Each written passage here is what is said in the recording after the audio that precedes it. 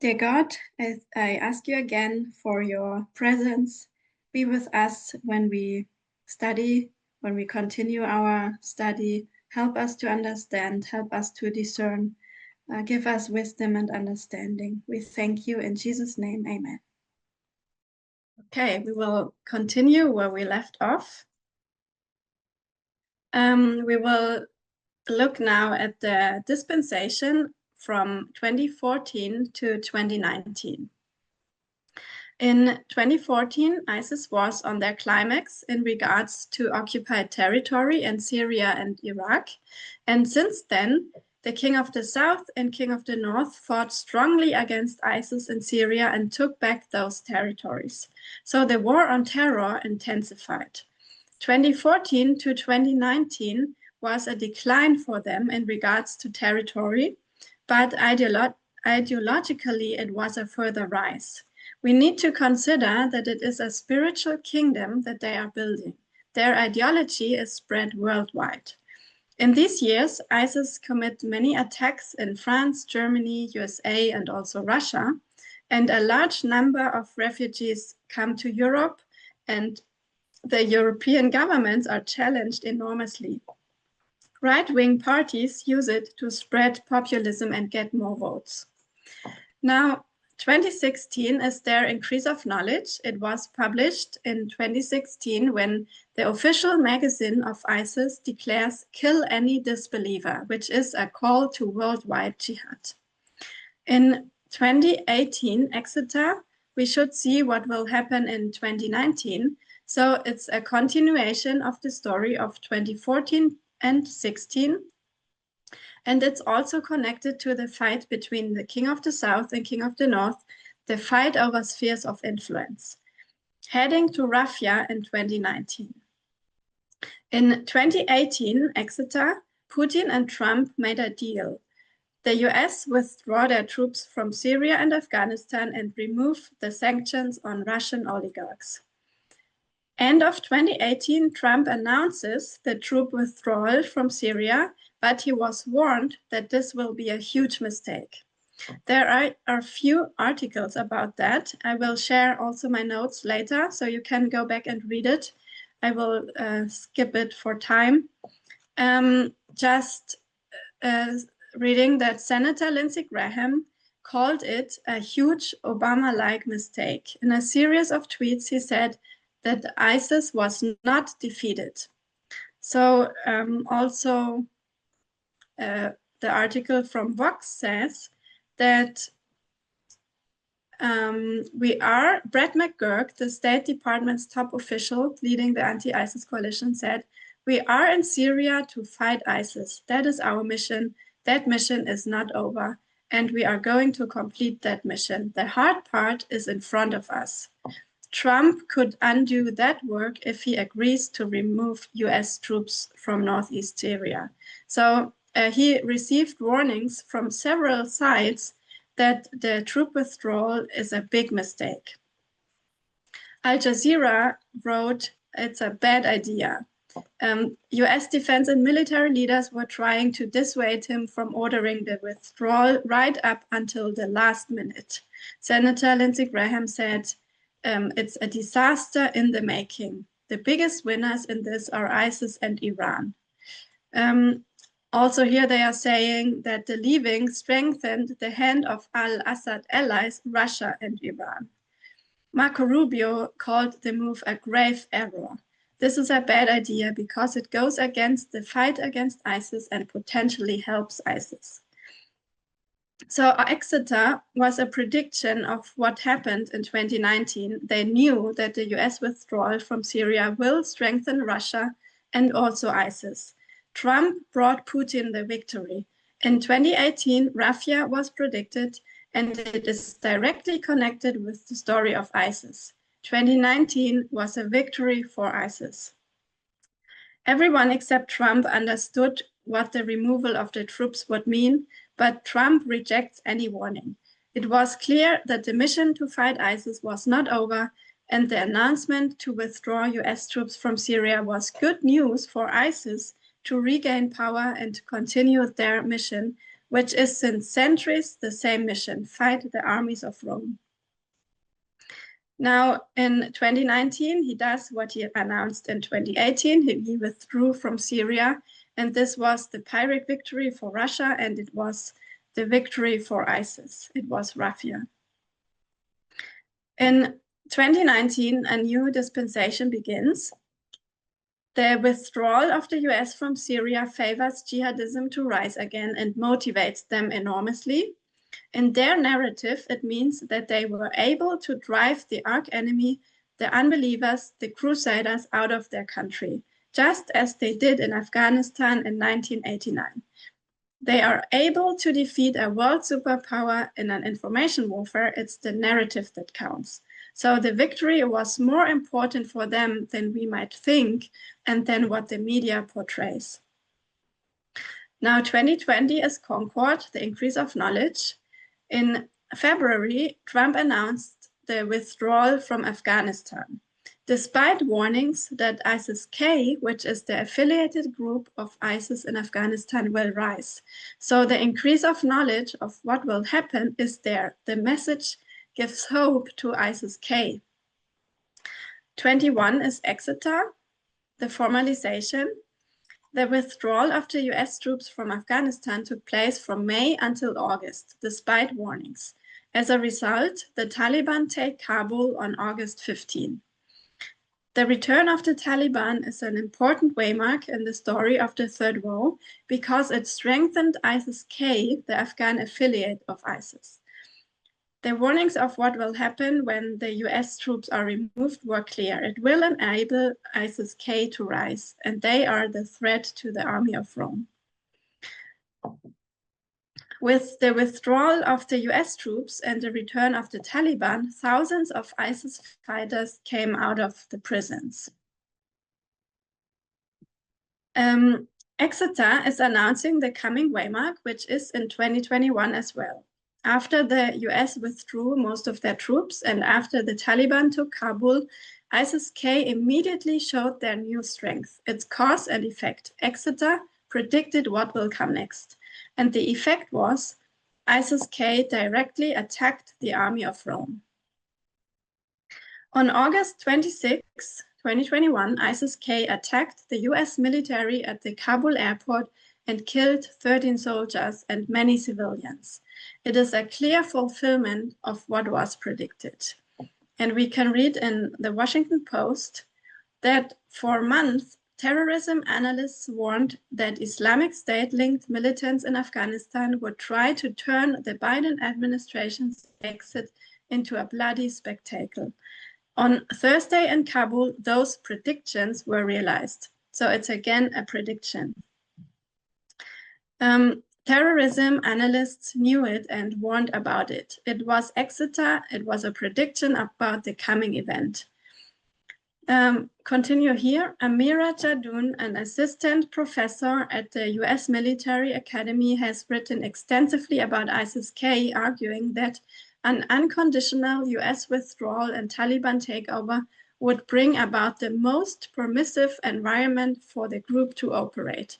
And this is what we are seeing now.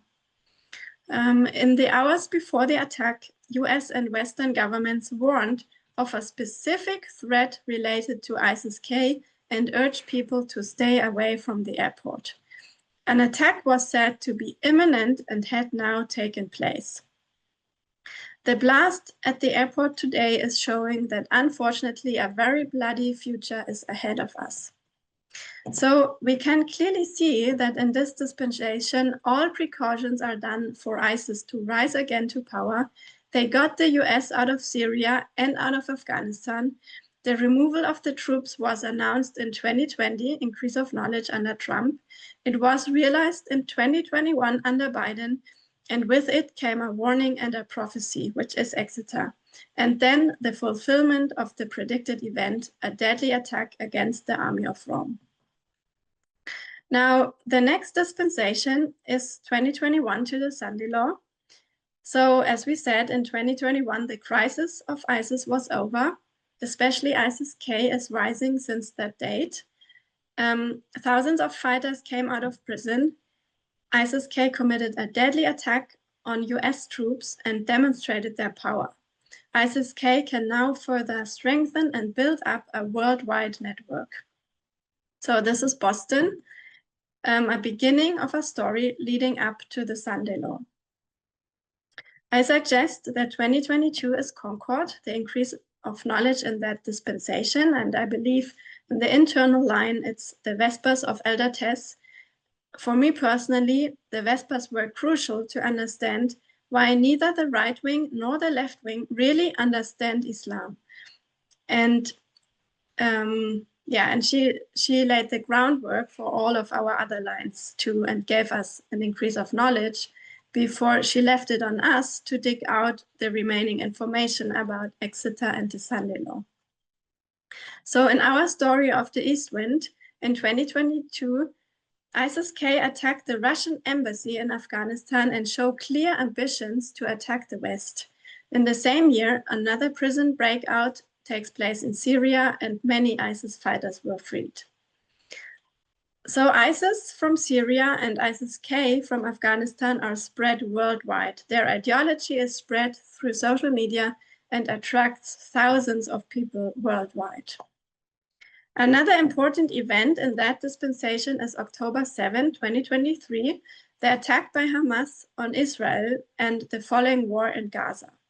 I think it was an important event in the further development in the story of the Third Woe. A CNN article says that ISIS sought to exploit the situation in Gaza within days of the October 7 attacks by Hamas. So all what happened on that day and in the aftermath had further strengthened ISIS. It was another turning point. Now we come to Exeter and then the Sunday Law waymark. I suggest 2024 as Exeter. Reading from the same article from CNN, in January last year, 2024, ISIS spokesman al-Ansari called on Muslims to hunt your prey, the Jews, Christians, and their allies, in the streets and alleyways of America, Europe, and the world. And as in years before, ISIS urged followers to direct your actions at the easy targets before the difficult, the civilian targets before the military, and the religious targets such as synagogues and churches before anything else. So that means in 2024, they reaffirmed their declaration of war. They formulated their message again. Remember in 1996, Osama bin Laden formulated his message in declaring officially war against the US and the world and calling on all Muslims to participate. It's the same message. On March 22nd, 2024, ISIS-K attacked Russia. It was a big orchestrated attack on a concert hall near Moscow with 145 people killed. This attack made clear that ISIS-K is well and alive, that they are able to do big, devastating, organized attacks on international ground. So they had a message and they manifested that they are able to realize it.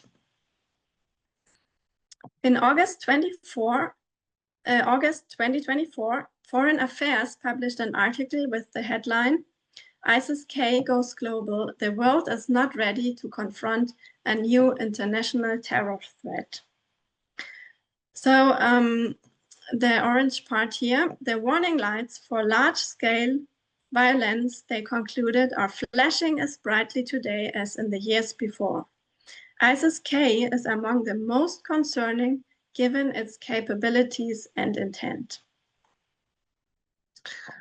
They are, maybe you have already read the article, you can go back and read it. They are basically describing the threat that especially ISIS-K is now presenting since the last years, and especially in 2024, it went up to another level. So they are on high alert. It's an international threat that ISIS-K presents. I will skip this for time.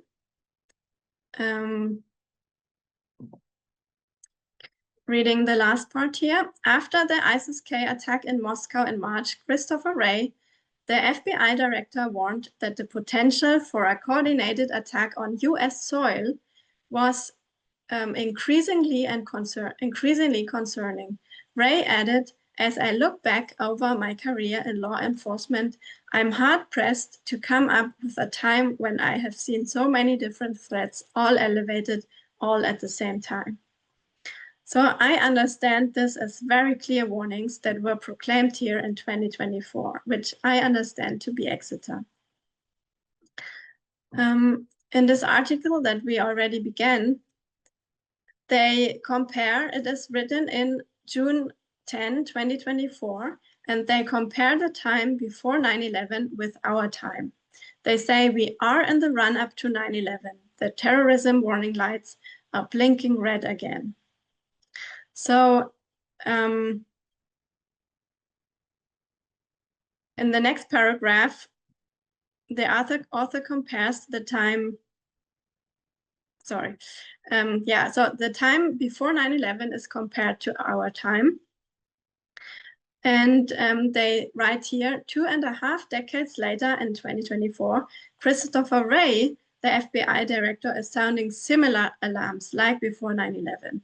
His discussions with the Biden administration are private, but his testimony to the Congress and other public statements could not be more explicit. And then he says, especially Islamic State Khorasan is the threat. Also other groups like Al-Qaeda, but especially that group. He describes an elevated global threat environment. US Attorney General Merrick Garland, speaking about the possibility of a terrorist attack on the United States, said that the threat level has gone up enormously. Put simply, the United States faces a serious threat of a terrorist attack in the months ahead. So it is really imminent.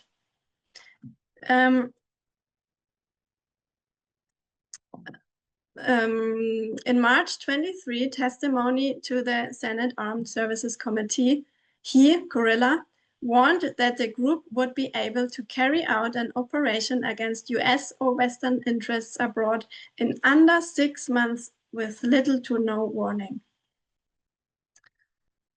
Foiled plots inside the United States should be the ultimate wake-up call. When terrorist groups make explicit threats to the United States, Washington should listen. It is not uncommon for adversaries to say precisely what they are going to do, as bin Laden did before 9/11. So for me, this really looks like an Exeter before 9/11. These are explicit threats that were made here in 2024. He also, Christopher Wray, the FBI director, also said he urged lawmakers not to take too much comfort in terrorist groups' shrinking sizes, as he said in December.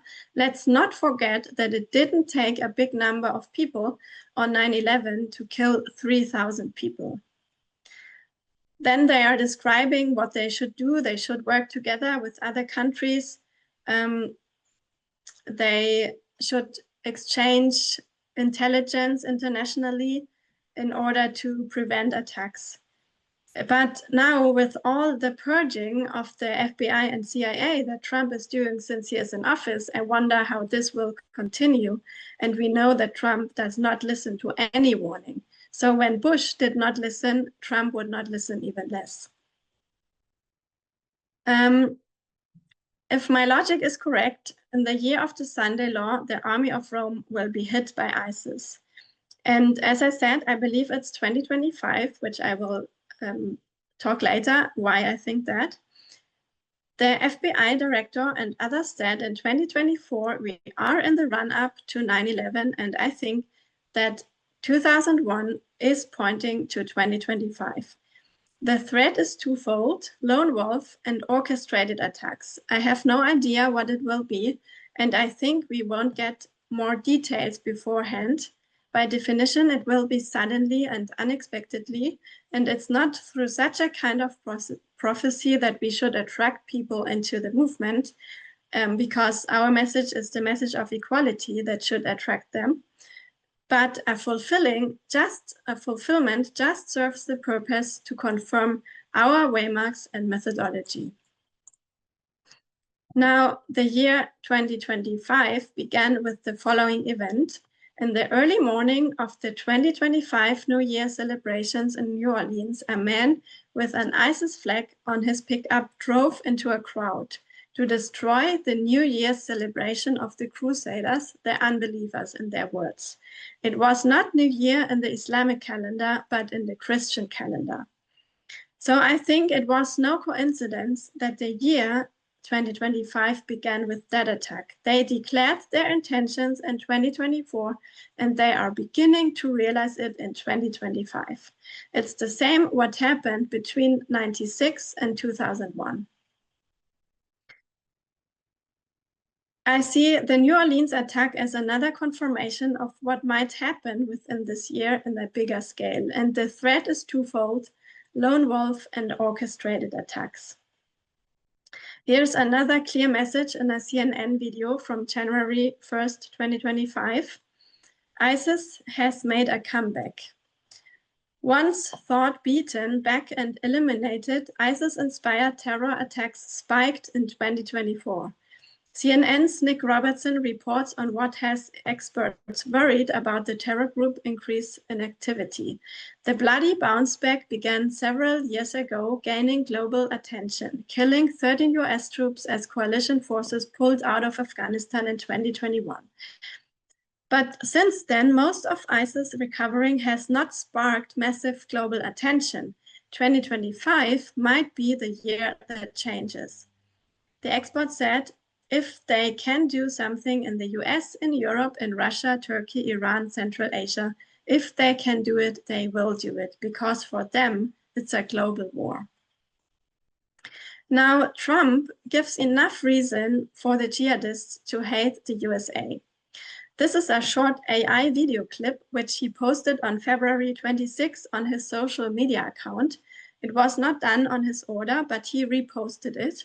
It shows what he wants to do with Gaza. It contains every possible symbology that triggers their moral and traditional values enormously. The Crusader and the Jew half naked with a drink in Palestine, which is a symbol for the holy ground. The golden image on their holy ground. Licentiousness, luxury, pure blasphemy, etc. So in an information warfare, this video is a direct attack against jihadists all over the world. It's the modern crusade that will not remain unanswered. Now, on the line of the 144,000, the structure goes from 2001, which is Boston, to the Sunday Law Waymark. In our story of the Third Woe against the Army of Rome, the dispensation begins with 9/11. The Third Woe begins, the war on jihadist terrorism begins, the jihadist movement grows and develops. In 2019, the US withdrew their troops from Syria, which is a victory for ISIS. They disappeared from the surface. They were territorially defeated, but their ideology was empowered. So they were not visible, they shaded from our view. Then in 2021, the US withdrew their troops from Afghanistan, which was another victory for ISIS, especially for ISIS-K. The crisis was over, they reappeared. It re-energized jihadists around the world. ISIS-K manifested their deadly capability by an attack against the US military in Kabul. They attacked the Army of Rome. So this is Exeter. It's a foretaste, a visible sign, a prophecy of a future event. Then the year 2025 began with an attack on US territory by an ISIS-inspired man in New Orleans. And I think we should carefully watch what will happen next.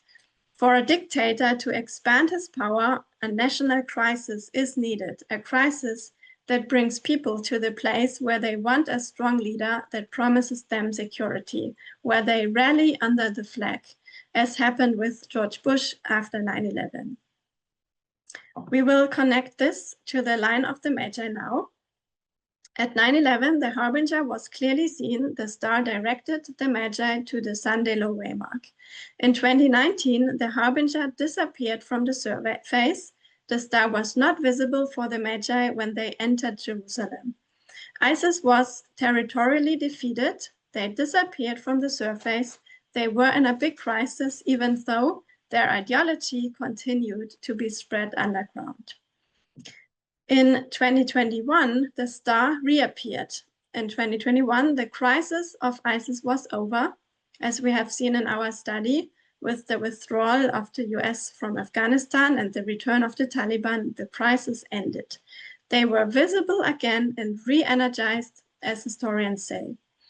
They attacked the US in Afghanistan and showed their new strength. So at the Sunday low waymark, the star, the outward sign, is visible again for everyone to see. It was directing them to Bethlehem. The star was standing over the house where they found Jesus, the real morning star from the east. So the star that was standing over the house was not the fulfillment, but another outward sign to show them into which house they would go. That means at the Sunday low waymark, we have to see another event with east wind as another harbinger, another outward sign.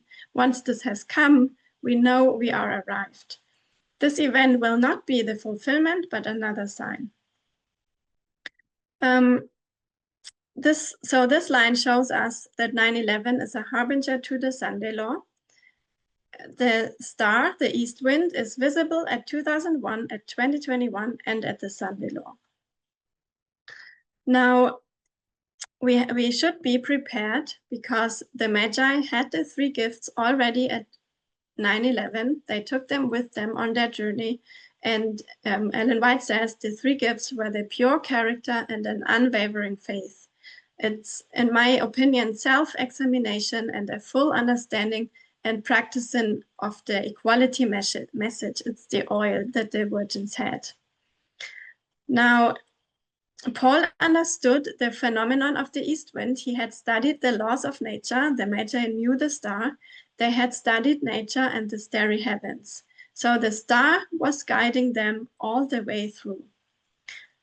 Since the beginning, the star was pointing to only one specific waymark, which is midway, which is the Sunday law on the line of the 144,000. And I think this is the important lesson that we should learn from this study, that we have to have the oil at this waymark or even before having it prepared. Now, the Magi still expected Jesus to be born as a child of a king with kingly guards, etc. But when they saw the baby, even if he looked different than expected, they understood the nature of Christ and saw in him divinity and humanity combined. So we should be prepared that things might still look different to what we expect. Now, when we look at the other line, the line of Jesus the priest, we saw a symbol for the east wind at the Sunday low waymark. It's the triumphal entry. And Ellen White connects both lines. She says that purposing to ride into Jerusalem, Jesus had sent two of his disciples to bring to him an ass and its colt. At his birth, so he's comparing now the ride into Jerusalem and the birth. At his birth, the Savior was dependent upon the hospitality of strangers. The manger in which he laid was a borrowed resting place. So Ellen White compares Jesus in the manger, a borrowed resting place, to Jesus on the borrowed ass. Both the Magi and the disciples learned a lesson because they expected Jesus more like a traditional king in their imagination. So the event is not the star, nor is it the wild ass, nor the east wind. The event is an experience with Jesus, the King. Thy King cometh, the promised one.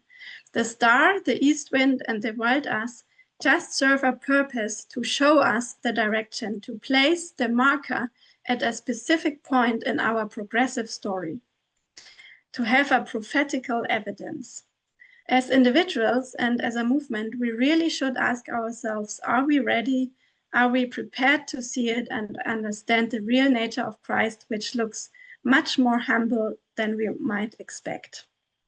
So now we will go to the next part, and we will look why 2025 is the waymark where I expect those things to happen.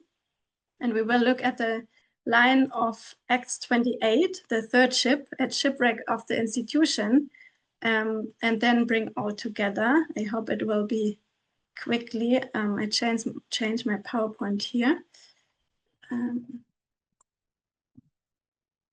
So.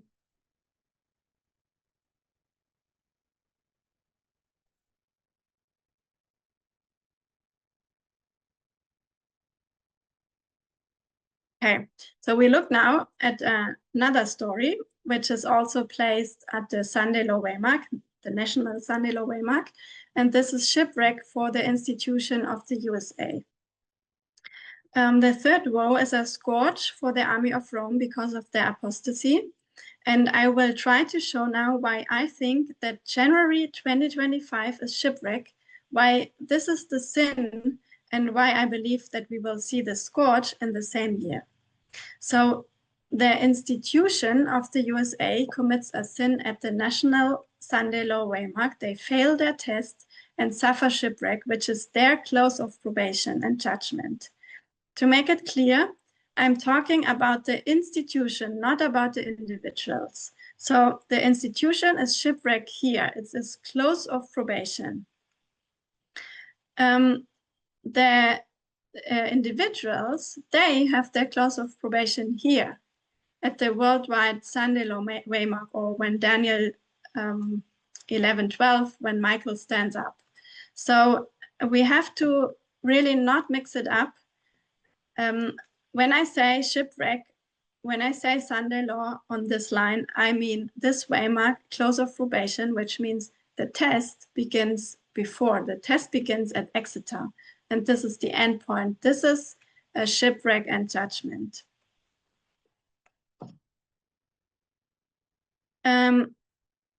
What I wanted to show with my application of Acts 28 at the International Camp Meeting in France last year was that we see the same symbols at 9/11 and at the Sunday Law Waymarks. We see symbols of judgment because it's a close of probation for the institution.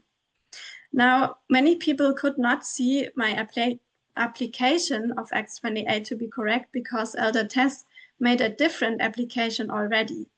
I want to say that I really don't reject Elder Tess' application, neither do I think that I contradict her.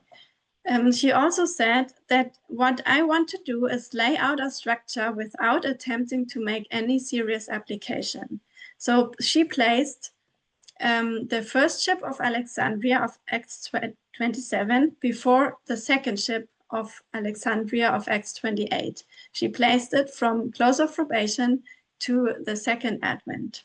And she only wanted to show a structure. So what I'm just doing is taking all three separate ships as separate lines and placing them on top of each other. One ship stands for one line of the institution. Now, 1798 is Alexandria, the beginning of the institutions.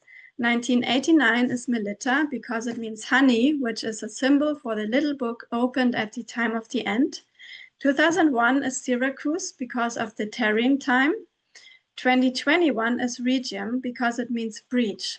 And I believe that this is a symbol for January 6, when the democratic institution was damaged. In Acts 27, this is the moment when the ship almost shipwrecked, but then they cast 4 anchors and were therefore able to delay the shipwreck. On January 6, 2021, democracy was almost overturned. Trump and his followers did not accept that they had lost the election and wanted Vice President Mike Pence to not certify the election outcome, to go against the votes of the people. It was a coup attempt, but at that moment, the institution was strong enough to survive, but it received first breaches. It attested that January 6 is part of the Exeter waymark in the line of the 144,000, part of 2021. And she said, January 6 is a prophetically significant event. It provides a window in America's future because of what has been done with its sins. So it is a real Exeter, it's a prophecy, it's a window into what happens next.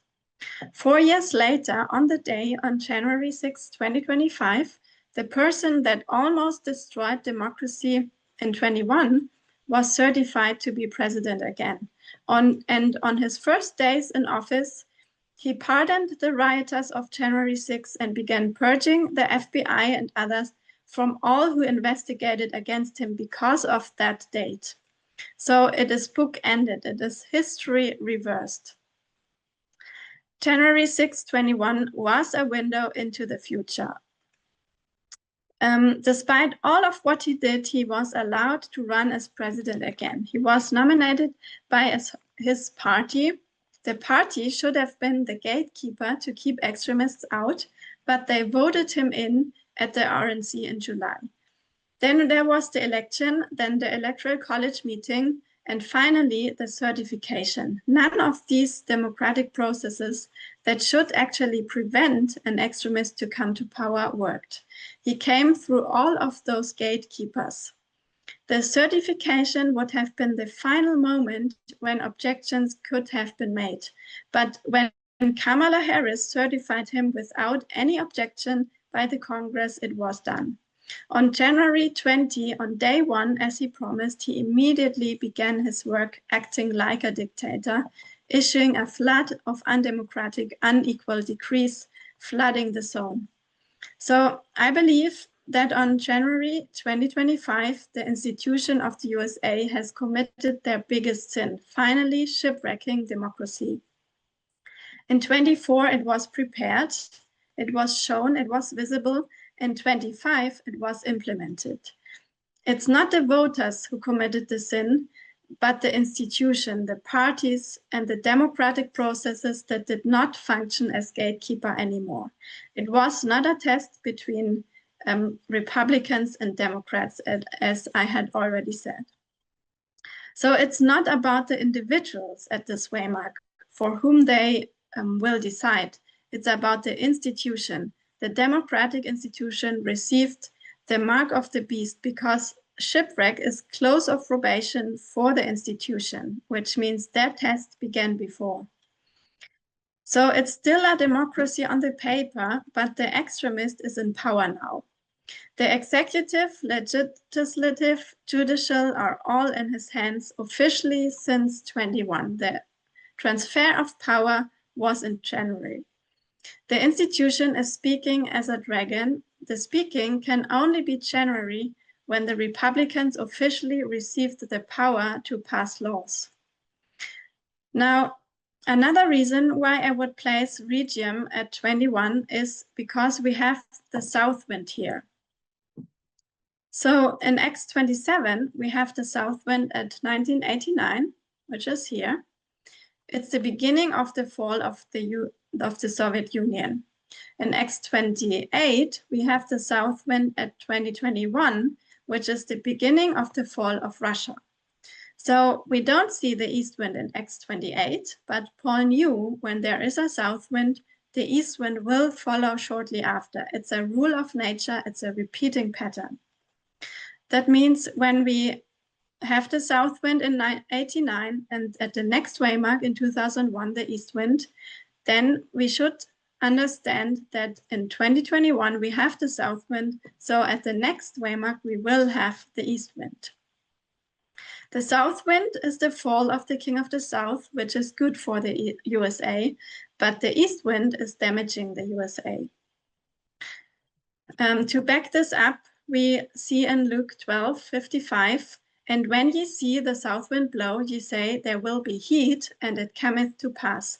And the word heat means euros, a very dry, hot east wind, scorching and drying up everything. We continue in X28, the final waymark. Excuse me. The final waymark of the ship is Puteoli. So the ship arrives in Puteoli. The institutions end at the Sunday law, as we saw in Acts 27. Therefore, I believe that Puteoli, the end of the ship's journey, is symbolizing the Sunday law. Puteoli means sulfurous springs, and the city is placed on sulfurous springs next to a volcano. Sulfur is found in the King James under the antique word brimstone. It's a synonym. And the word brimstone is found in several places in the Bible. It is connected to judgment. It points to the final judgment at the close of probation. But in Revelation 9:17 to 18, brimstones is part of the symbols for Islam for the second woe.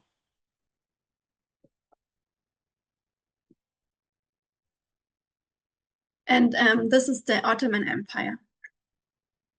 So for us, the second woe is a parable for the third woe, the spiritual Ottoman Empire. At Puteoli, at the Sunday law waymark, we have brimstone, sulfur, as a symbol for judgment and Islam. At Puteoli, we see the east wind because we saw the south wind in the previous waymark. So this line gives us two witnesses for Islam at the Sunday law waymark. Shipwreck is judgment, and judgment is a scourge, and a scourge comes because of apostasy. So the Sunday law is the end of the glorious land, and this is the sin. And the woes are the scourge. They don't yet kill the army of Rome, but they hurt it again, as they did already in 2001. Now, as I said, we have the same symbols in 2001, also at the Sunday law waymark. In 2001, Syracuse, we have a city that is located next to a volcano, which is a symbol. A volcano is a symbol for judgment. Here, Paul tarries. The city is laid on the river mouth of two rivers, and Syracuse means swamp. Now, at the Sunday law waymark, Puteoli, we have the sulfurous springs. We have the city that is located next to the other volcano in Italy. Volcano is a symbol for judgment. Paul tarries here again.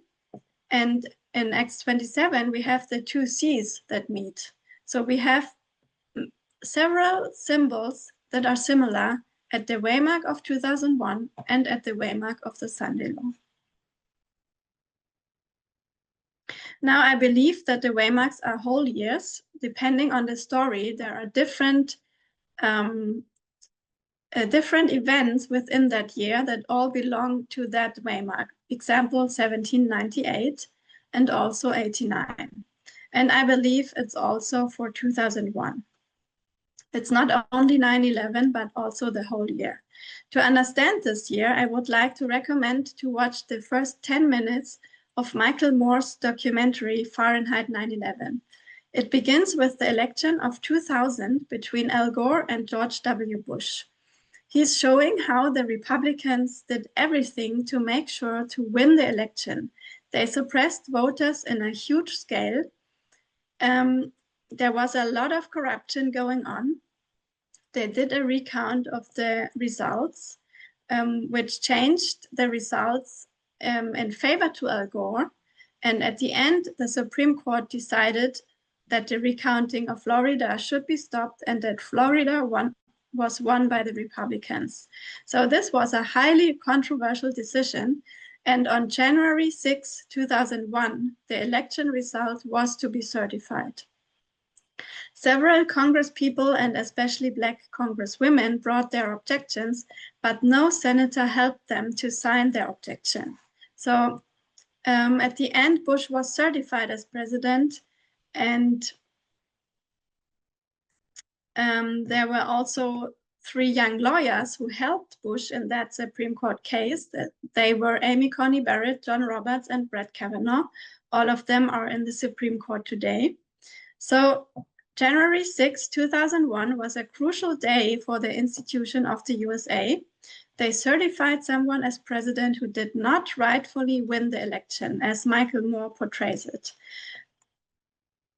Also, many people protested at the inauguration day because they felt their voices had not been heard. So voting is the most fundamental principle of democracy, letting the people decide who they want as their representative and then counting all votes. Now, George Bush, in his first months in office, did a very bad job and did not have much support. The country was very divided and he had very low approval ratings. But then happened 9/11. And after 9/11, it changed completely. The book, How Democracies Die, explains very good what a demagogue needs in order to consolidate his power. He needs a national crisis. Then a national crisis is the moment where the people rally under the flag. They say here, wars and terrorist attacks produce a rally around the flag effect in which public support for the government increases, often dramatically.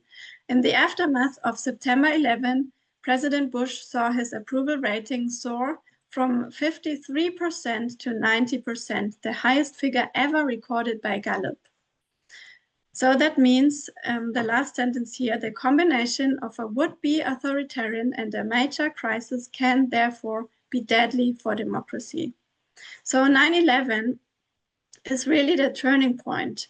Michael Moore shows first the controversial election and certification of Bush, and then 9/11. It really looks like cause and effect, or sin and scourge.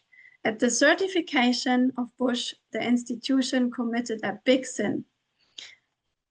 Now, 9/11 was the east wind hitting the ship, the institution. Why? Because it's a scourge, and a scourge comes because of a sin.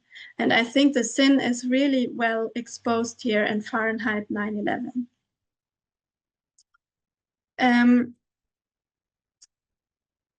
We saw that since 1979, the USA is being transferred from the glorious land to becoming the Sunday Law movement. It goes parallel. We have the moral majority, the Heritage Foundation, Reagan, and also Bush. So in my understanding, democracy gets overturned when the voices of the people are silenced, in other words, voter suppression. Then it is not we the people anymore, then it is not glorious anymore. Now, the history of voting rights should be not new to us. Justice Hugo Black said in 1964, no right is more precious in a free country than that of having a voice in the election of those who make the laws under which, as good citizens, we must live. Another justice said, the right to vote freely for the candidate of one's choice is of the essence of a democratic society, and any restrictions on that strike at the heart of representative government. The right of suffrage is a fundamental matter in a free and democratic society. Now, what is important to note is that the Republicans clearly don't want everybody to vote. Paul Weyrich said that elections are not won by the majority of people. I don't want everybody to vote. He's saying, as a matter of fact, our leverage in the elections quite candidly goes up as the voting populace goes down. Peter Thiel said that we shouldn't have women voting because they overwhelmingly vote for Democrats. Also, Donald Trump said that he said, if you make it easier to vote, a Republican would never be elected again. They had levels of voting that if you would ever agree to it, you would never have a Republican elected in this country again. Last sentence here, the speechwriter of George Bush wrote, if conservatives become convinced that they cannot win democratically, they will not abandon conservatism. They will reject democracy. So in a dictatorship, it's a minority that is ruling over the majority. They even don't want the votes. They don't want to be voted by the people because then they can be voted out again. So across the USA, Republicans have introduced hundreds of bills in many states to restrict voter access. The Republican has no interest in appealing to a majority of Americans. It's the opposite. They want that they want a minority of votes, but have a majority of power. So it is extremely shocking to read how especially the votes of Blacks and women are suppressed in the last years. Now we go back to the 2000 election. In my understanding of all of this, George Bush and the Republicans cheated themselves to power before and after the election of 2000. This was their biggest sin, and at the certification, January 6, 2001, this sin was finally manifested. If we had more time, we could go into all those details and numbers, and I really recommend to watch the first 10 minutes of Fahrenheit 9/11. So the most precious right in a free country is having a voice in the election.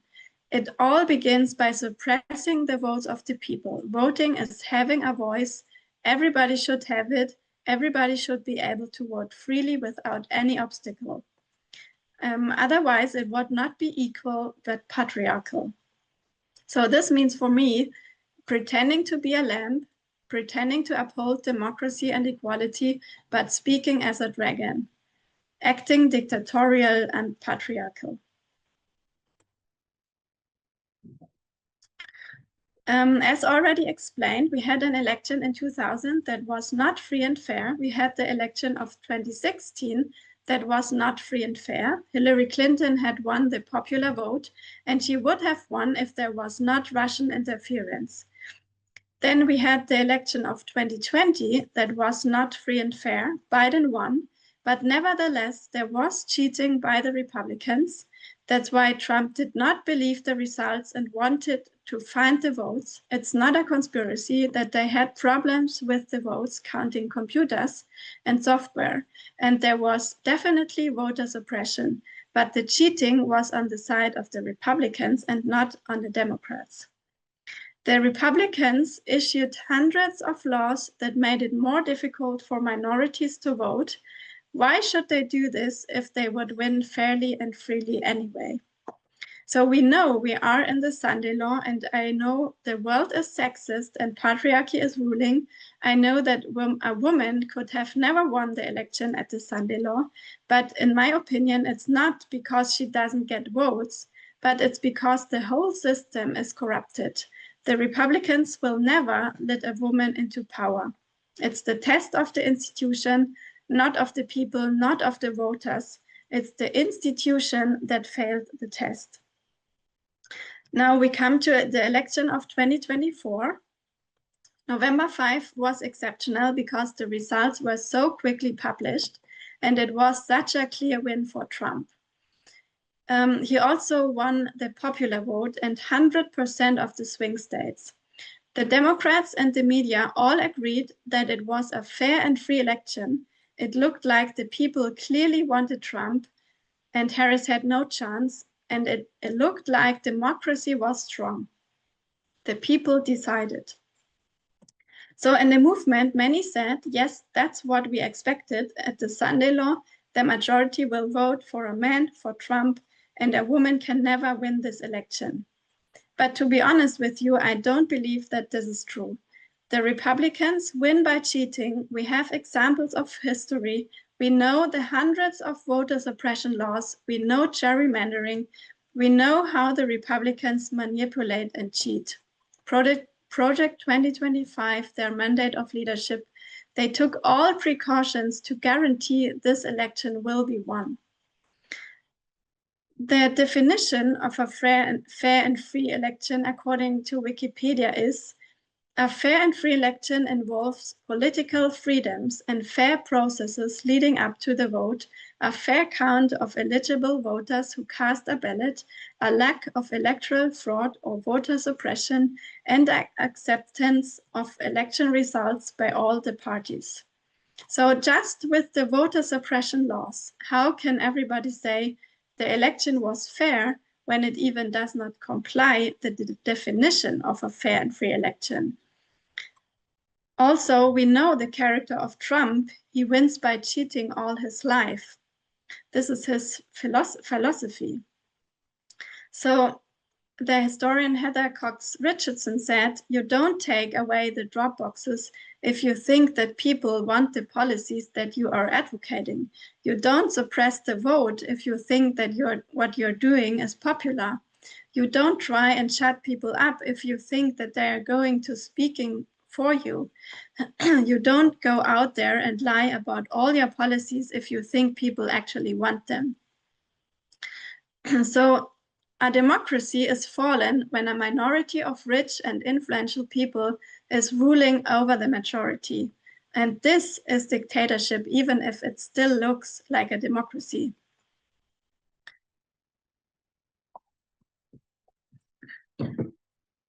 Now, there are journalists and organizations that are fighting since many years for fair and free elections, and they are analyzing the elections for years. Their mission is to make sure that the people can trust in fair elections, which is the foundation of a functional democracy. Those organizations have found serious concerns about the 24 election, and after all what we have learned about the Republicans and Trump, I have no doubt that what these organizations say is true. If you don't believe that, please do your own researches. I think even if we were not in the movement, but were just citizens who care about democracy and our right to vote, even then we should stand up for truth and not believe the lies of a demagogue, because he is a cheater. So these organizations found clear evidence. They wrote letters to Harris still in November to call for a recount in several swing states because of serious concerns. And I will show here only a few websites. It is really worth to check and read this in your own time. And now, Smart Elections is a non-partisan, non-profit organization. And for example, there were 200 bomb threats, they are saying, that disrupted the election. No one knows what happened when the election officers were evacuated because of the bomb threats. The threats were only in Democratic districts and came from Russian email accounts. Then there are software breaches. The software code of the voting machines was accessible for everyone in the internet. The results in some states look not like a natural voting behavior, but manipulated according to statistic experts who analyzed them. Then here's a letter to Harris from a tech security expert who had serious concerns and called her to investigate this. Then Election Truth Alliance is an organization who did extensive analysis of the election data and found serious concerns about manipulation. It is really worth to check, and they are also fighting in different lawsuits now and are bringing regularly updates on their progresses. Greg Palast is an investigative journalist who has expertise in election investigation since 25 years. He also investigated the 2000 election, and he did a really good documentary on the history of vote suppression and Jim Crow. It's very well researched, and this is the link to watch it. He said recently that according to his extensive researches about voter suppression, he is sure that Harris would have won the election just based on the numbers of votes that had been suppressed. He's saying that America, the nasty little secret of American democracy is that we don't count all the votes, nor let every citizen vote. Then the last sentence, if these vote suppression laws had no effect on election outcomes, then why did GOP legislators fight so hard to pass these laws? The answer is clear on the Brennan Center's map of states that passed restrictive laws. It's pretty much Trump's victory map. So this is the map. All of those blue-colored states, they passed the restrictive voting laws between 21 and 24, and almost all of those states Trump has won. Now, Heather Cox Richardson did a really great interview I recommend to watch. And she's also saying that voter fraud is extraordinarily rare in the United States. It's really not a problem. So voter fraud is when an illegal immigrant, for example, goes voting, or when a person votes several times, which is illegal. But this happens almost never. So this is voter fraud. And then she says election fraud is when you alter the system in such a way that you can win an election because you have, for example, gotten rid of a lot of people who otherwise would vote. And that's really what's going on with the SAFE Act. So I'm here in the middle. So the Republicans use the argument, okay, we have to make our system more secure. We have to prevent this voter fraud. So we have to issue tons of laws to make the elections more secure. For example, issue the SAFE Act. But this is really just an excuse because there is no voter fraud. And with those acts, they only want to prevent that people who would not vote for them, but for the Democrats, can go voting at all. So she says the SAFE Act is a real problem for American women. At the bottom here, she says, people like Peter Thiel have said that really we shouldn't have women voting because they tend to vote for Democrats. So these are their intentions with all those laws that they are issuing and keep issuing until now. She also says it's important to remember that voter fraud is actually extraordinarily rare, and that the idea that we have to do things to stop non-citizens from voting, that virtually never happens. You are more likely to get hit by lightning twice than have that happen. But it's also important to remember that election fraud, skewing the vote in such a way that people who would vote against you cannot vote, that's actually quite common in the United States. I think we really should take that serious. The interview goes on. I recommend to read it. We should take that serious. It should not come as a surprise that the election was definitely not fair, even if the Democrats and the media told us so. How can we believe that the Republicans played fairly this time and risked to lose the election? Also, Trump even said it, that Elon Musk knows those vote counting computers better than anybody. We ended up winning Pennsylvania in a landslide, and then he said, thank you, Elon. He also said that he has a little secret with Mike Johnson in connection to the election.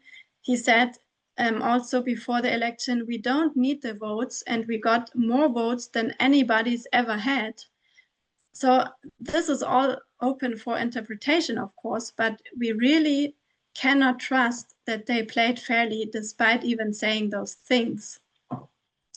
So I believe that the Democrats should definitely have called for an investigation before January 6th, before they certified the election results. Kamala Harris certified a demagogue into office. The Republican Party brought him up. They crowned him at the RNC in July, but Harris certified him at the end. So I think we can compare it to 1850. The South was pro-slavery and therefore bad since the beginning. The North was against slavery, but compromised for the sake of the Union. With that, they committed a huge sin. So I think if the Democrats would not have accepted the election results now, there would have been violence and civil war. They had to accept it for the sake of the Union. They had to compromise. But with that, democracy was finally shipwrecked. Even though it still looks like a democracy, it will remain a lamp, but it's no functioning democracy anymore. So there are different gatekeepers for securing democracy, but all of those did not prevent an extremist coming to power. And the final step was January 6th, the certification. The Democrats were not able to say the election was rigged because they would have repeated his lie from 2020. Back then, they assured that the vote counting systems worked well, so they could not admit now that there are definitely security breaches and that this should be investigated. So Trump made it so clever in spreading the narrative of a stolen election back then, he already made it so the Democrats could not use the same phrase 4 years later when the election was indeed stolen by him. It was a very clever strategy.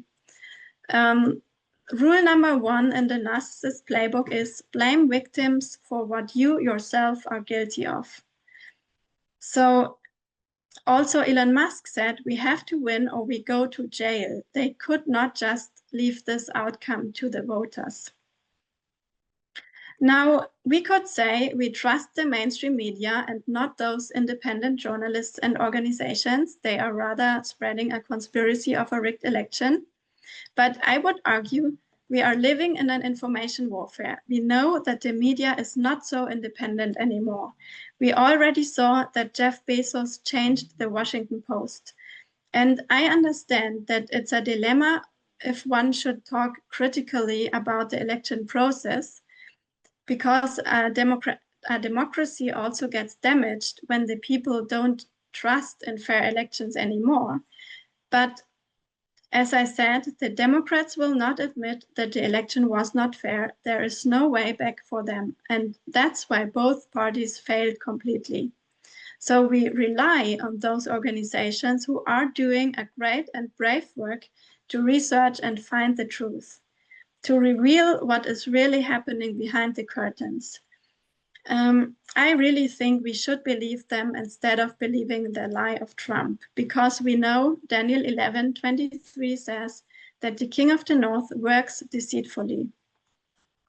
So I'm coming to my review now. I wanted to make clear that my conclusions are not based on only logic, but on prophetic evidence on line upon line. If I applied it correctly, it has to be investigated. So based on Acts 27 and 28, I have tried to show that we see symbols of judgment at the Sunday law waymark because it's close of probation for the institution. We see similar symbols in 2001 and at the Sunday law. So January 6, 2001 was pointing to January 6, 2021. A president was certified who was not elected in a fair and free election. Voter suppression is a fundamental sin of a nation that pretends to uphold democracy. And history shows that it is a big problem in the USA and it got worse in the last years. This is not a conspiracy, it's history. So I claim that without voter suppression and manipulation of the results, Harris would have won the election. It was not a test for the individuals for whom they voted.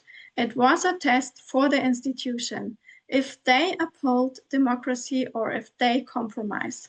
And we knew in advance that in that sense, Harris would never have a chance to be president at the Sunday law. Acts 27, the 4 anchors and the fathoms with the 2520 predicted January 2025 to be shipwreck. It was already predicted, even though that study received not much attention back then and was rejected by the majority. So we had Trump as a clear winner in November 5, but that's only because they made it so clever and prepared in advance. They knew that another insurrection and violence would not be successful, because also the Democrats were prepared for that. So the election result looked as if the majority wanted him, but in my opinion, this is a great deception. It's a lie that the election was free and fair. So the sin of the institution of both parties was committed on January 6, 2025. And I wanted to clarify that I'm talking about the line of the institution here. For the institution, it's not the Sunday law, but the close of probation. 2021 is Exeter for the Sunday law, and January 6 is a window to the future. It was almost shipwreck, but they dropped the 4 anchors and certified Biden and Harris into office. So they had 4 more years to fight for democracy, and also the Republicans had 4 years to prepare the takeover of the government. As I said, voter suppression is the big fundamental sin of a democratic country. Then it's not a glorious land anymore. It's pretending to uphold democracy, but it's speaking as a dragon. And voter suppression is an attack against equality, not only against Black people, but also against women. The new voter suppression law, called the SAFE Act, affects especially married women who changed their last name, and it makes them a lot more difficult for them to vote. So I suggest that we see the manifestation of that sin in 2025 with the certification and inauguration of a dictator after an election that was not fair. Now, we looked at the line of the east wind, or the third row, and saw that the structure of Boston, Concord, Exeter repeats again and again. We have Exeter of 2021 and Exeter of 2024 in the fractal line. Both point to an event with ISIS in 2025. We have the declaration of war by ISIS, and we have the warnings by the FBI director and other experts that all agree that further attacks are imminent. We are in the run-up to 9/11. The terrorism warning lights are blinking red again. And we did not see an attack against the Army of Rome in 2024, but we saw one in the first hours of the year 2025. Then we looked at the line of the Magi, where we have the harbinger being 9/11, established by our elders. In order to understand to which event, which waymark the harbinger points us, we have to trace that line. It clearly points us to the Sunday Law waymark. If you don't see that, please let me know how you would draw this line instead. The star is an outward sign that is seen several times. It's the east wind being fulfilled by Al-Qaeda and ISIS.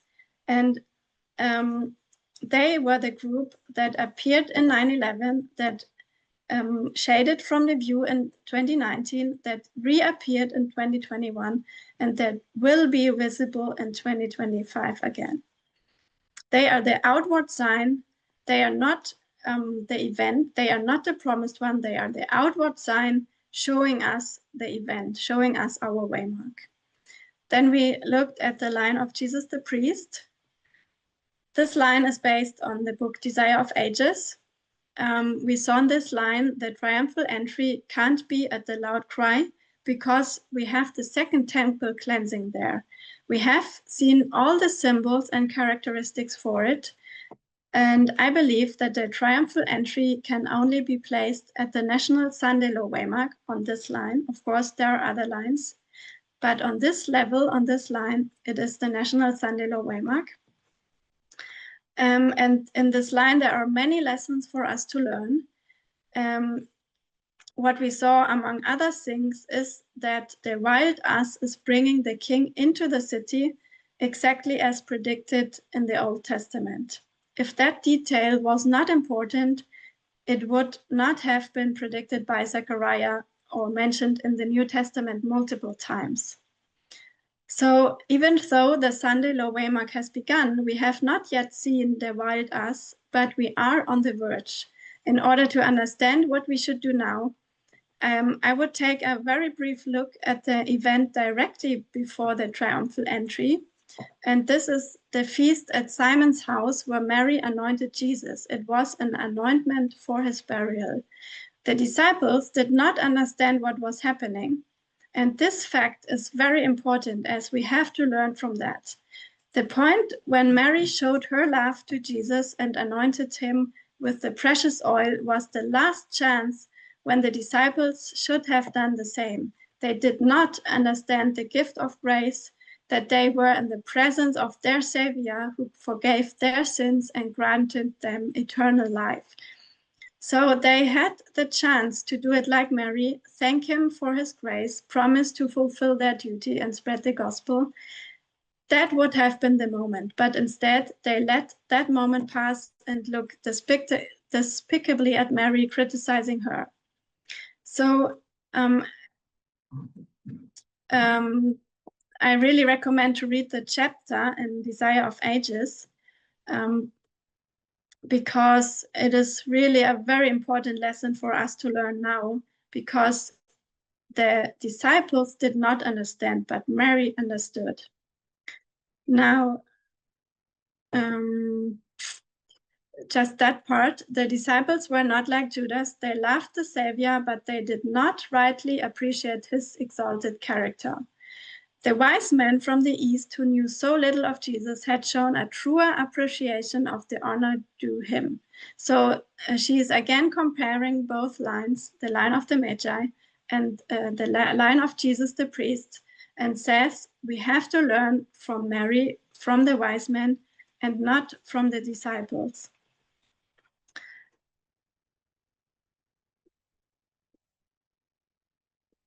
So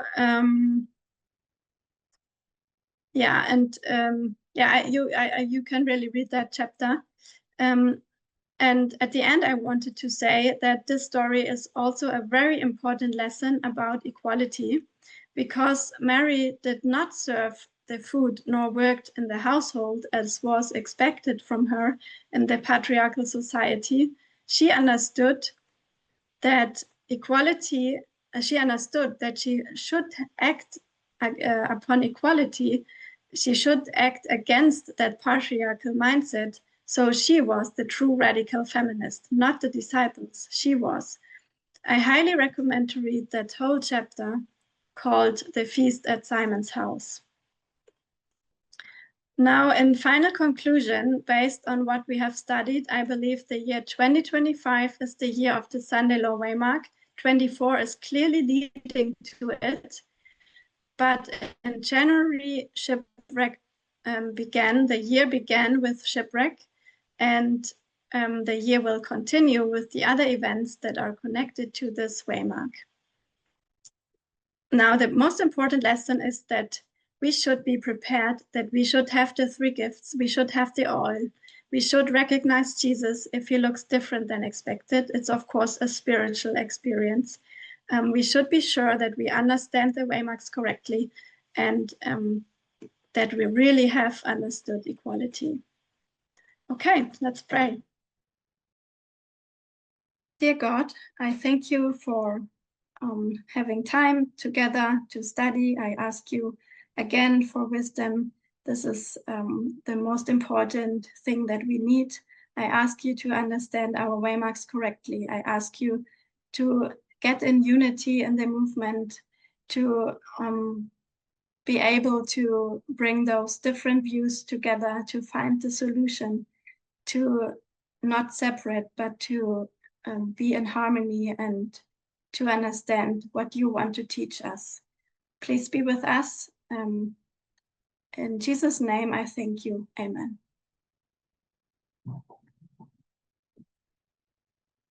Okay, sorry, it was a long study. I'm free to answer any questions, even if it goes longer. So please let me know if you have any comments and questions. Thank you, Elena, for your hard work and your presentation.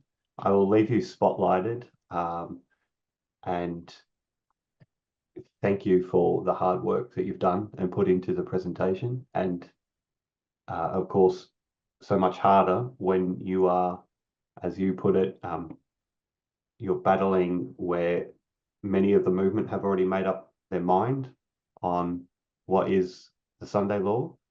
And so the extra effort that takes for you to get the courage up to present and speak, we appreciate your efforts and thank you very much. So I open it up to anybody who is on tonight to ask any questions that you would like of Elena or clarify anything.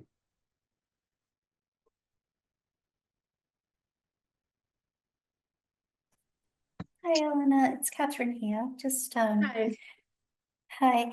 Can you just tell me a bit more about ISIS K, because I don't know about it that well. Are they aligned with ISIS, the regular kind of ISIS, or are they under different leadership? Do they work together, or like I'm not sure how, like if they've gone global as well? What's the relationship between ISIS and ISIS-K? Yeah, they have the same ideology, I would say. They are just the Afghan affiliate from ISIS, so they are just more sitting in Afghanistan. They have their own leaders, I believe, but they are working together. So ISIS is the head of them, and ISIS is more based in Syria and Iraq, and ISIS-K more in Afghanistan and going to Asia and Russia. So I also don't say that we won't see ISIS, but will only say ISIS-K. So it's the ideology of both that I think we would see. But 2021 has shown that especially ISIS-K poses the threat, and they are really rising since 2021 enormously. They have a lot of money. They have a great network. And they are considered to be the more dangerous part of ISIS, but their ideology is the same. It's overarching. Thank you.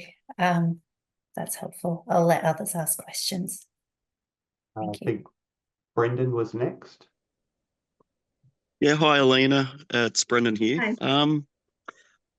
Thank you so much. That's like a lot of information. So thank you so much. I've just got a question. I don't know how to ask it, so I guess I'll just say it. So are you saying, I'm just listening to what you said, and I guess, are you saying that we can't trust the mainstream media in relation to the 2024 election? Yes, Does that I'm seem to be what you're saying?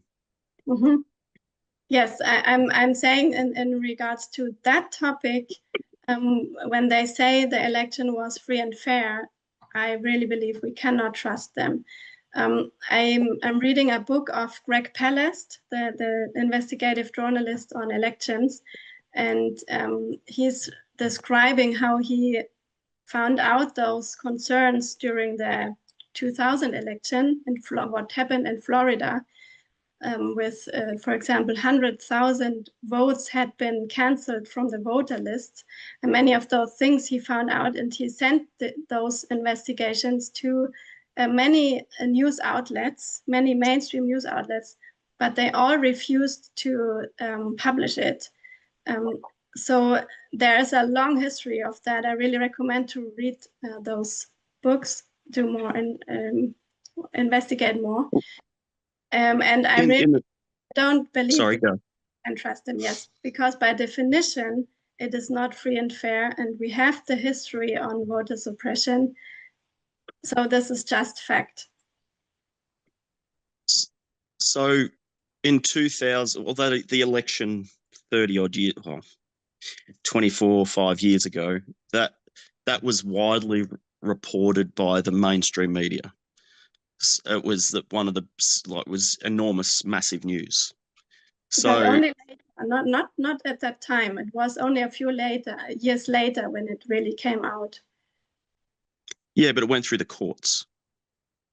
Yeah. And it was battled out. It was massive news. Like the whole battle to who was going to be president. It was so big. The news was that big that it went to the Supreme Court to decide who was going to be president. So it was enormous. It was widely reported by the mainstream media. So I guess what the dilemma, why I'm going to struggle with this is because moving forward, we've got loud cry, close of probation, and guess who's going to do the investigative reporting to tell us what all that looks like? And so if you start saying we can't trust the mainstream media, which is the good stream, and all of them are saying it, it's not just like you could go, I don't know any good stream who has said that the election was rigged, stolen, however you want to, the way you've articulated it. you could go to The Guardian, New York Times, Reuters, Time Magazine, Politico, any of them, not one of them have said it. And so I guess it bothers me that the conclusion I'm going to struggle with, because essentially you're taking down a good stream of it. It's not like, 50% of saying, yep, we're all on board, and the other 50% are saying no. None of them are saying it that I'm aware of anyway. I could be wrong. So I guess that's what stuck out to me. And so if you're prepared to say that there, well, who's going to tell us about the next 6-8 waymarks, and who can we trust? I think it's going to cause problems if you use that model. That's just I agree. I also don't reject the mainstream media at all. We rely on them.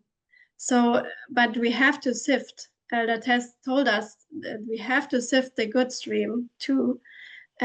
For example, on Islam, the good stream does not really report correctly, in my understanding, on Islam. They are not really understanding the issue. So that's just as an example. We are living in an information warfare, and the test gets more difficult and more difficult. We know that Trump will also restrict the media. So what will we do then? I think this is already happening, and we know the Washington Post is owned by Jeff Bezos, and he also restricted several things to be published. So I really think we cannot fully trust the mainstream media. We have our lines, we have our waymarks, we have our historical knowledge. We have to sift all upon that.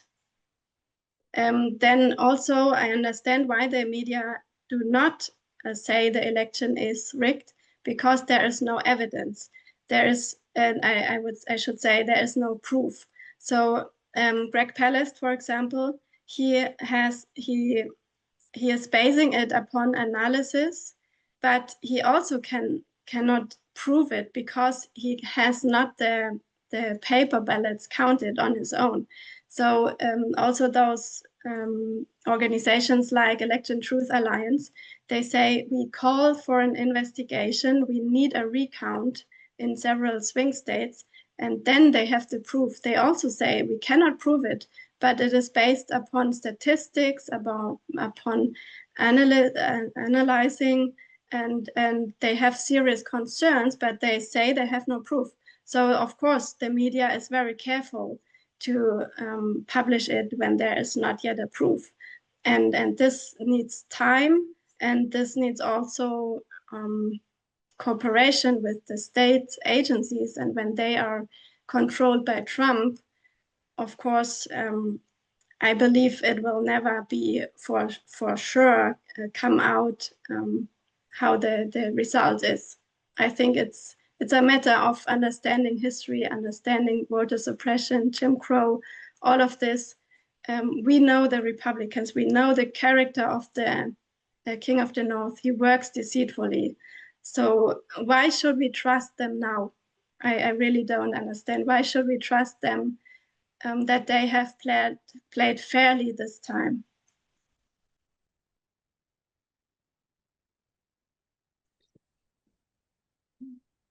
So, I mean, we're all aware of voter suppression throughout the history of lots of countries. It's not just the US.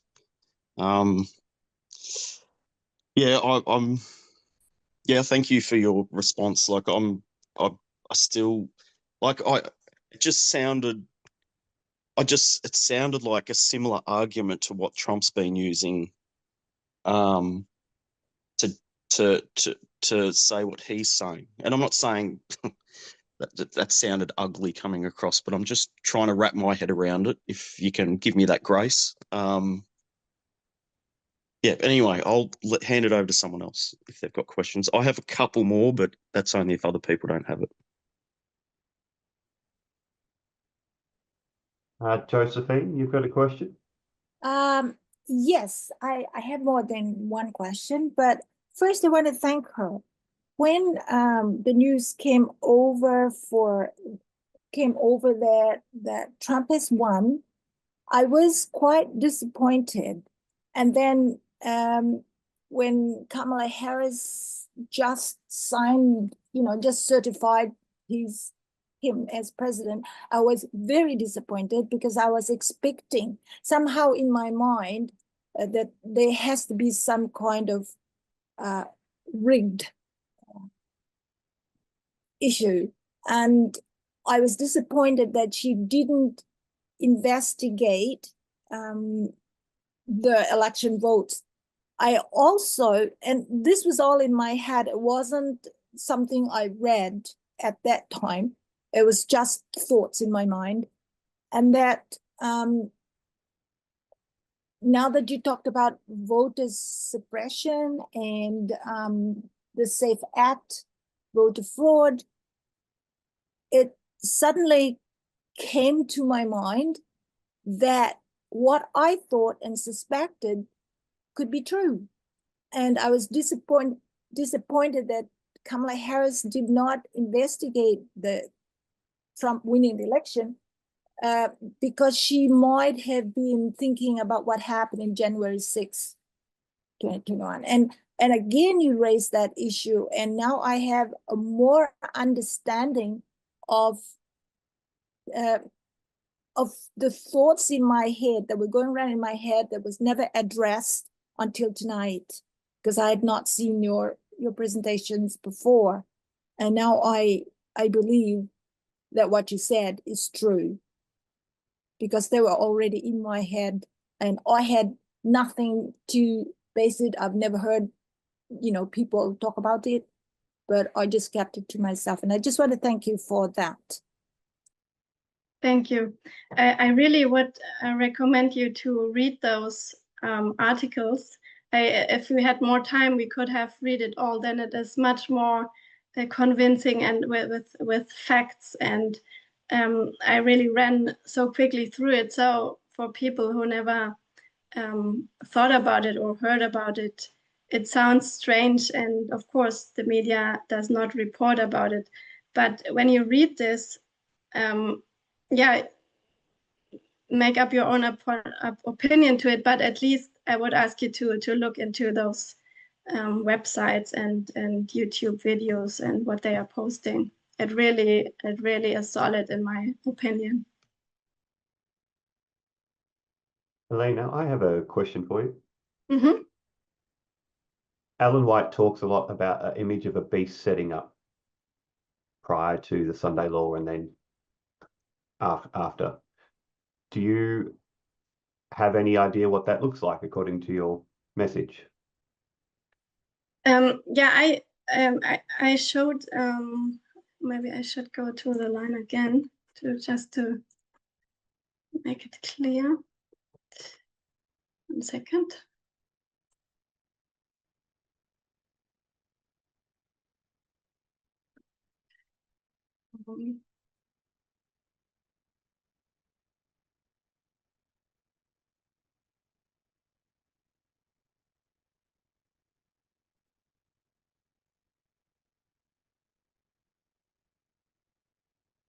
So I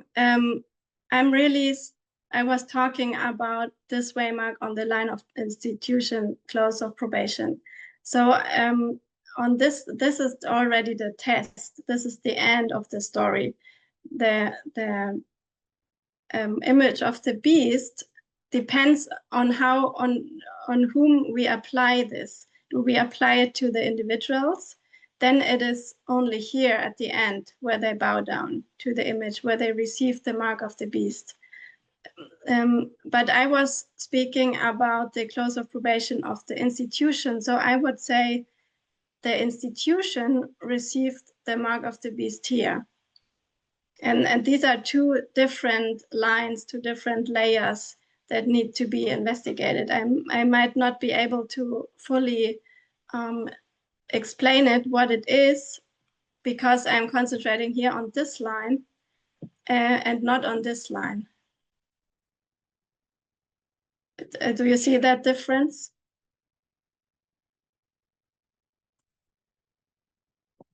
I understand that you're concentrating on the institutions. Mhm. So you have no thoughts as to what's on the line of the 144,000? What is the image of the beast? Yeah, the image of the beast, I think it is said it is a Boston now only, right? So the National Sunday Law is the Boston, and this waymark, the loud cry and close of probation is then the bowing down, and the I think we don't yet have a clear picture on this waymark because we are still in Boston. We need an increase of knowledge. We need the formalization. So I cannot really, I have thoughts, but I cannot really explain that waymark yet. Okay, thank you. You're welcome.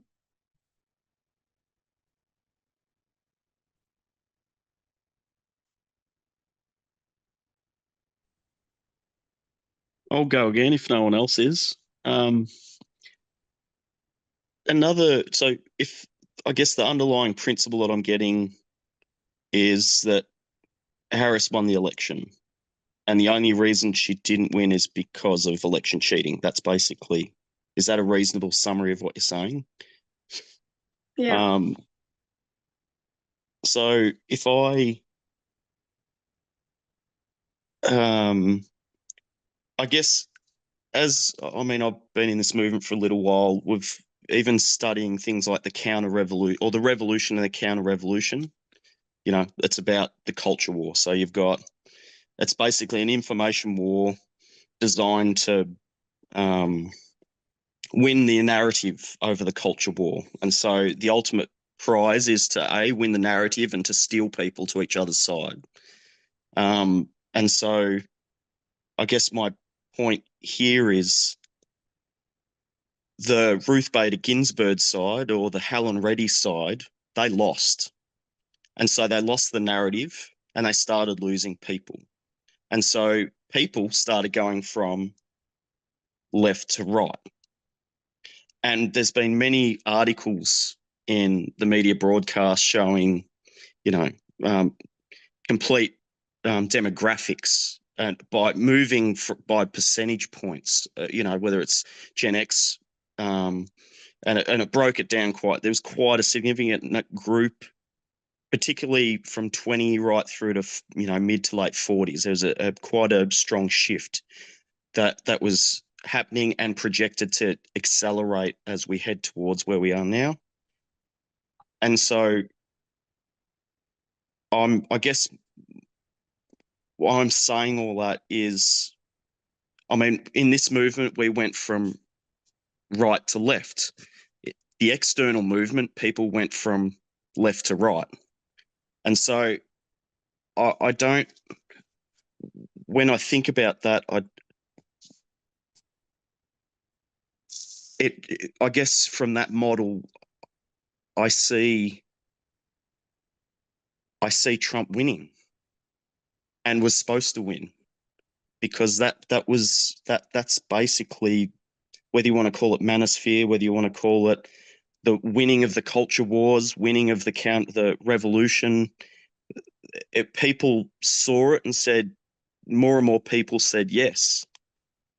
So I'm sort of personally struggling seeing that Harris should have won, and the only reason she didn't because of, I guess it's just the overarching underlying principle. I guess I'm just been tracking the articles on the media broadcast. It's just sort of overwhelmingly saying they kept winning people and they got stronger and stronger and better, and they won the arguments to the point where Trumpism now said, they would say Harris wants, men in women's toilets. Harris wants, or Kamala Harris is for men destroying women in women's sports. Like that won people. And so I think I guess I'm challenging your underlying principle of Harris should have won. I guess that's why I'm still I'm trying to reconcile. So I actually really appreciate your presentation, because it's challenging me, and you could probably hear my inner wrestling, because these are the things that I understand, and I'm throwing it back to because I guess what you're saying, I guess when I think about even you and Arian, you've both got like a principle. And say Arians is the king of the South. The Sunday law equals the death of the king of the South, and the death of the king of the South equals Ukraine war ending in some form. And so he'll look at, in the past, he'll look at 2024 and he go, no, I don't see Ukraine war ending, so therefore it can't be the Sunday law. So he'll go, oh, it must be in the future. And he's going to, I guess he's still wrestling with that in some form. But I guess yours is the same, because you're saying Sunday law equals radical Islam strikes. That's your model. And so you're going to go through 2024 and you're going to say, oh, I don't see a significant enough event to suggest Islam strikes in the America, so therefore it can't be the Sunday law. So you're going to look. So I'm just pointing out, I think there's the same principle there. And I don't know, that's a very strong expectation to see. And after watching all your, your present, I can see why you're going there and you're thinking that way. And I've just been in this movement that long that I've never had any expectation met ever. Anyway. Yeah. Anyway, there's my internal wrestles. Yeah, I really understand it. What you said at the beginning regarding the world is changing to the right side, I fully agree with that. It is really what we are observing. It is like in Germany as well, people more, and every year people vote more for the extreme right party. This is what we are seeing all over the world. I really don't deny that. Also, Trump has received much more followers in all those different groups, like Black people, young people, etc. So this is really what happens, and it will continue. It will be worse. But I think we are not yet at that point. I think a dictator needs always a national crisis to get that support, that full support amongst the people. So even Hitler at the beginning, he did not have the majority of supporters. Many liked it, but not the majority. So when we watch at the polls now, it's clearly not the majority that is supporting Trump's policy. So he has a lot of followers, but he has not yet the majority, I would say. But it is going into that direction. And I really believe after an attack, after there would be something like 9/11, we saw with Bush, his approval ratings went up from 53 to 90%. So I really believe when there's a national crisis, people want a strong leader, they want a patriarch, so they will comply with what he is doing with his laws. There will be bipartisan laws possible, like the Patriot Act and all of that. He will get that support then. People see that immigrants pose a threat, Muslims pose a threat, all of that. I really think it will get worse. I think it is a progression. It's a progressive story, the shift from the left to the right. And the question is where we place the marker. And as you had said, Arian did place it in regards to Ukraine. You said I would place it in regards to Eastwind. I would not, I don't think this is the full conclusion of my study. I think Eastwind is confirming the waymark. but it's not all. I also tied it to the to January 6. With X28, I tried to show the sin and the scourge.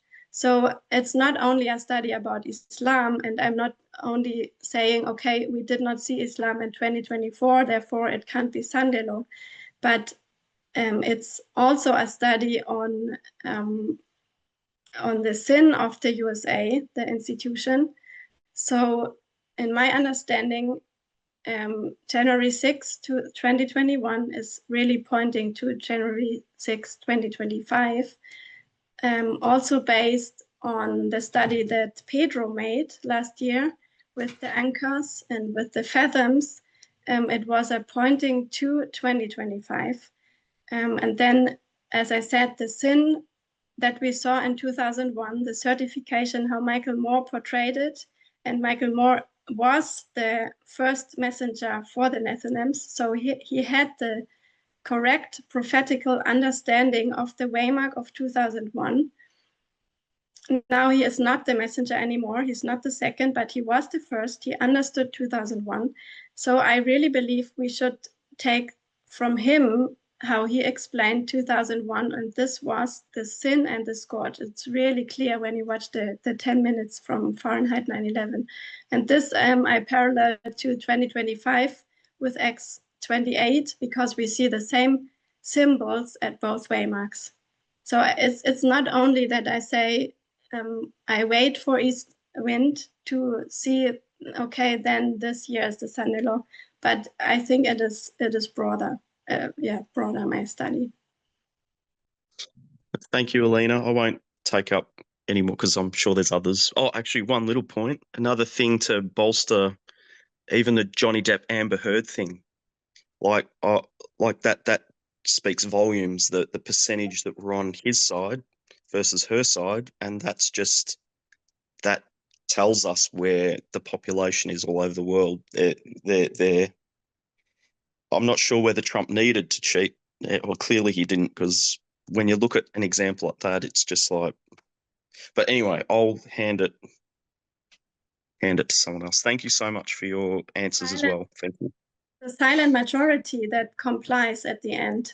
They don't fight against it. They comply. So of course, yeah. But if Trump would not need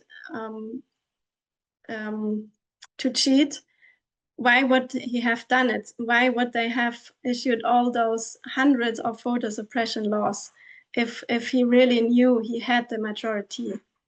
For sure. Thank you, Elena, for your willingness to take questions. You've had half an hour of questioning, so we won't take up too much more of your time. We know it's your Sabbath, and we hope you have. Please. It's my fault. I went No. so long. So please feel free to ask me. I have time. So if there are. I have a question, please. Mhm. If I may ask. Sorry, Graham. You're right, Josephine. Last question. Okay. The line of the Magi's, the astronomers of the East, that line began with them studying the prophecies, and then they saw the star, which was different from any star they have seen in the sky. Then the star became visible to the shepherds, and then they were guided, and then finally to Bethlehem of Judea. Now, all of those are all literal.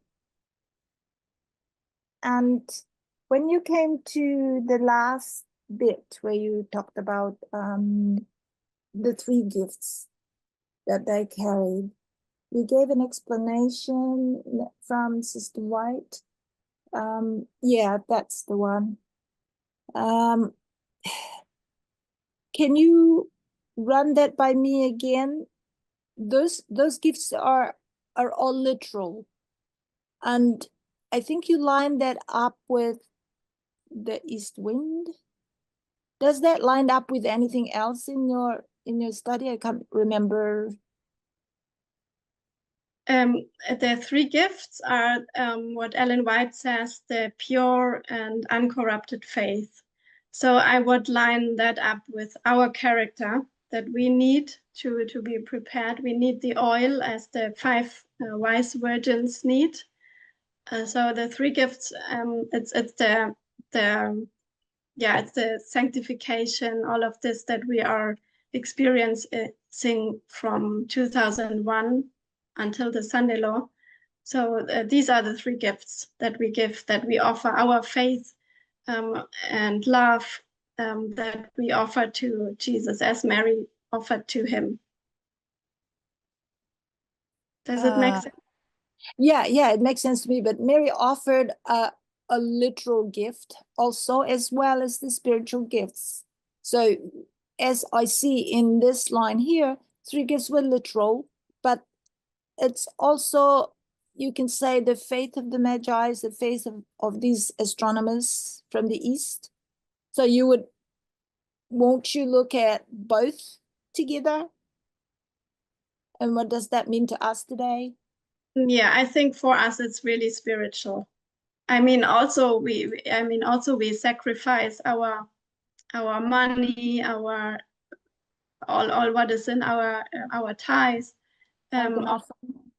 offering all of this, our time, our effort, we also give to Jesus, right? So it is also, it's spiritual and literal, of course, as well. Yeah.